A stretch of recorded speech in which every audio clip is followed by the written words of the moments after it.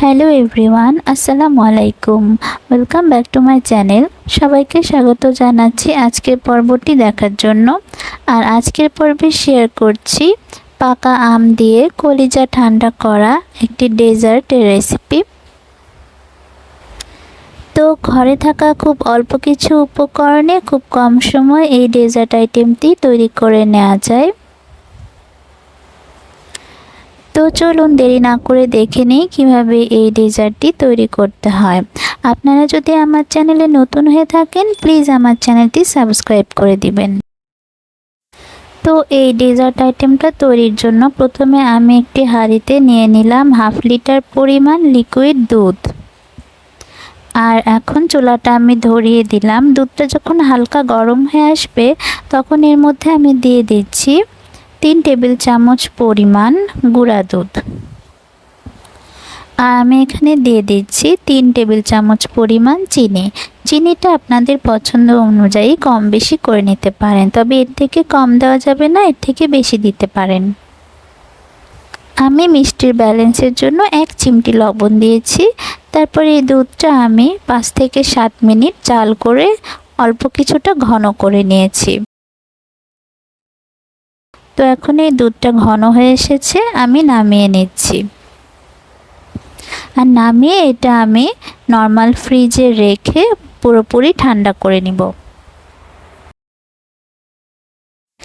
আর এর মধ্যে আমি সাবুদানা সেদ্ধ করে নিব। এখানে আমি 1/2 কাপ পরিমাণ সাবুদানা পানি দিয়ে ভালোভাবে ধুয়ে 10 মিনিট ভিজিয়ে রেখেছিলাম।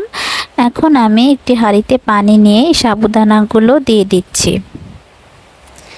দিয়ে আমি 8 থেকে 10 মিনিট মিডিয়াম হিটে জাল করে এই সাবুদানাটা সেদ্ধ করে নেব।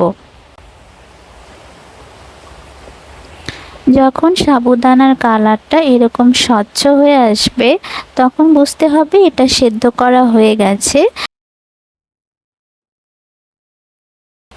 আর তখন এটার পানিটা একটি ছাঁকনির সাহায্যে ঝরিয়ে নিতে হবে।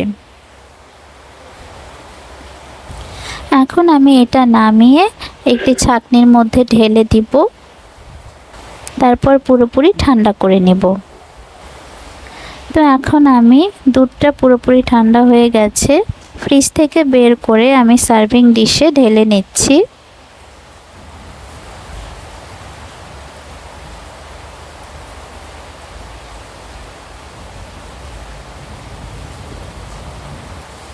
এখন আমি সেই সেদ্ধ করা সাবুদানাগুলো দিয়ে দিচ্ছি।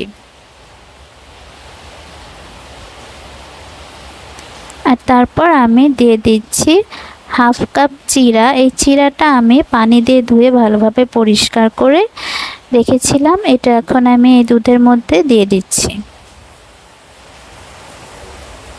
তারপর দিয়ে দিচ্ছি একটি আম কুচি করে রেখেছিলাম, সে আমগুলো আমি দিয়ে দিলাম। আর এখন আমি দিয়ে দিচ্ছি স্বাদ বৃদ্ধির জন্য এখানে ম্যাঙ্গো আইসক্রিম। এই ম্যাঙ্গো আইসক্রিমটা কিন্তু আমি ঘরেই তৈরি করেছি, আর এই রেসিপিটাও আমি আপলোড করেছি, চাইলে আপনারা আমার চ্যানেলে গিয়ে দেখে আসতে পারেন। আর এখন উপর থেকে আমি কিছু বাদাম কুচি দিয়ে দিচ্ছি। কাঠবাদাম আর কাজু বাদাম কুচি দিয়ে আমি গার্নিশ করে নিয়েছি। তো তৈরি হয়ে গেল আমার ভীষণ মজাদার চিরা, সাবুদানা আর আমের ঠান্ডা ঠান্ডা ডেজার্ট। আর এই ডেজার্টটা খেতে কিন্তু ভীষণ মজা হয়। প্রচণ্ড গরমে এরকম ঠান্ডা ঠান্ডা পাকা আম দিয়ে ডেজার্ট তৈরি করে খেতে পারেন। আশা করছি ভালো লাগবে। আর আমার এই ভিডিওটা ভালো লেগে থাকলে অবশ্যই একটি লাইক করে দিবেন। আর আমার চ্যানেলটি সাবস্ক্রাইব করে চ্যানেলের পাশেই থাকবেন। আপনারা চাইলে এই ডেজার্টটা আলাদা আলাদা বাটিতে বা এরকমভাবে গ্লাসেও সার্ভ করতে পারেন। তো এই ভিডিওটা আজকে এখানে শেষ করছি। সবাই খুব বেশি ভালো থাকবেন। আল্লাহ হাফেজ।